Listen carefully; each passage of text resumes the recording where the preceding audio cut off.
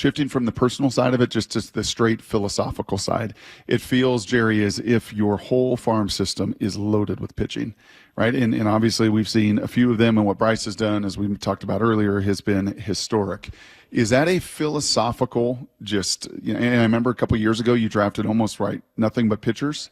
Was that almost a philosophical move that we are going to load this organization with the strength in pitching, and we can find maybe some of the offensive positional players, not that there aren't Jared Kelnicks and Julio's and those young guys as well, but it's easier to load the system with front end arms?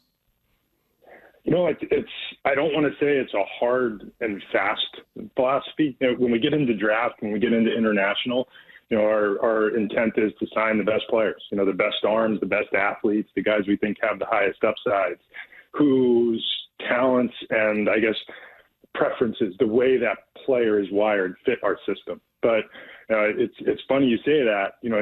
Sometimes what you see last. You see Bryce Miller, you see Logan Gilbert, you see George Kirby. It's Brian Wu, it's Emerson Hancock. There are others. It's Matt Brash, it's Andres Munoz. We do have a host of exciting arms with really good stuff. Right now, we think the best part of our farm system is the offensive players that are starting to gather up in the A levels. and we're going to have this conversation in about a year. And the narrative is probably going to be flipped. Our pitching, there is a gap in the wave of pitching that we think is forming, and there is what we think is a tidal wave of young offensive talent that's right now playing in Modesto and Everett that we ultimately believe will be that next wave to crash in Seattle. Well, speaking of waves, where are some of your Double-A pitchers at? They're kind of fun to talk about between Brian Wu and Prelander Baroa. How close are these guys? Honestly, I think any of those guys, and Pre has really, taken to the bullpen. He's throwing 98 to 100 with a wicked slider. It's been a very seamless transition for him. He had another excellent outing last night down in Wichita.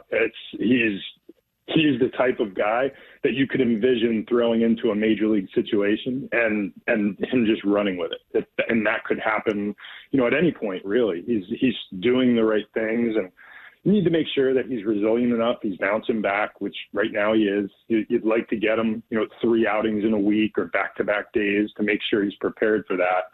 So his timeline is maybe a little different than the others because we still have, preparation to do and making him, and allowing him to do the things that he'll have to do in the big leagues. But, with Wu, who threw again last night, right now it's hard to imagine getting off to a better start than Brian Wu has gotten off to. And, last night was another dominant outing for him in Double-A. And Emerson is coming off of the best start of his minor league career, highest strikeout total in his young career.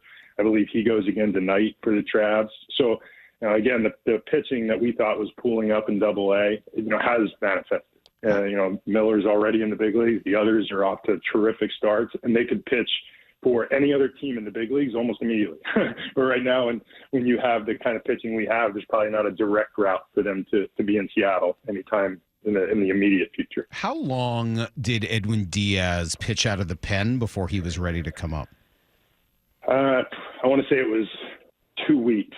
We laid out for Eddie, when we made that transition, we laid out a 10-day plan for how he was going to, transition. And, they were all planned outings. We knew what day he was going to pitch, how we were going to do it.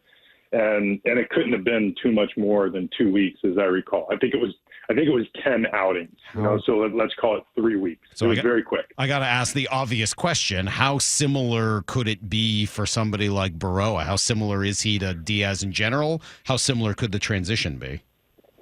It's not too dissimilar in the way we've laid it out. We did plan, the first 10 outings or so for Prelander in laying this out, but similar to what we did just a year ago with Brash, somewhere in between, the rise of Eddie Diaz, because it's easy to use the plan as a comp, but the reality is Eddie showed up and within 6 weeks of his major league career starting, he was probably the best reliever in the league. And that was back in 2016. Last year we were a little bit more methodical, and Matt Brash was in Tacoma. It wasn't quite as easy as transitioning a player with that kind of stuff in Double-A. So, somewhere in between Edwin Diaz and Matt Brash, therein probably lies the timeline for Prelander Berroa if this all goes well.